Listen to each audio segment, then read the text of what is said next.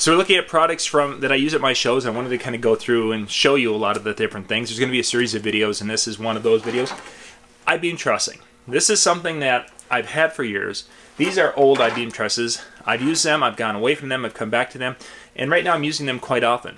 I'm using a crank-up stand right here, and what it does on the top is it has the 1 3/8 tapered down, so what I can do is slide a 1.5 inch over the top, 1.5 pipe, which I have attached to this IBeam trussing. You're seeing the ends of it. It's a 10-foot piece of trussing when you put it together. Fits in the back of my truck, and off we go.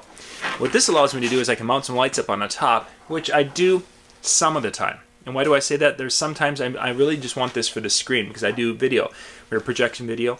I can do one of two screens. I can do the one where it's the Lycra, where it goes to the corners, and so you have the screen's got those big kind of bends or what have you, that stretch spots as it's attached to this. And that's really kind of neat for teen dances. When I'm doing weddings, I have a second screen that's a 10-foot wide screen. Actually, it's a little bit under that. So I can go and attach it to both sides.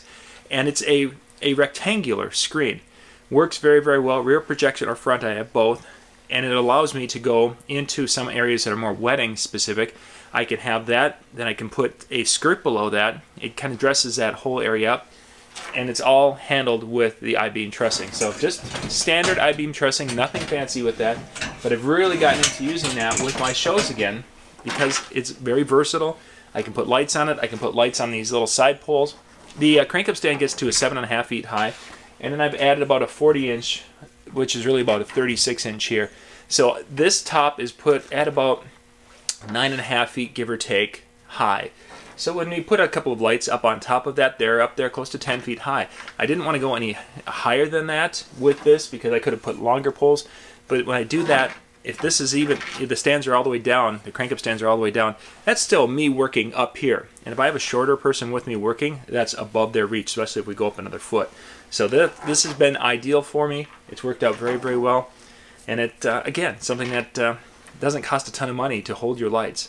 I'll put a link in the description below so you guys can go check out the products that were used here and such, and let you know what they can do. This is John Young with the Disc Jockey News.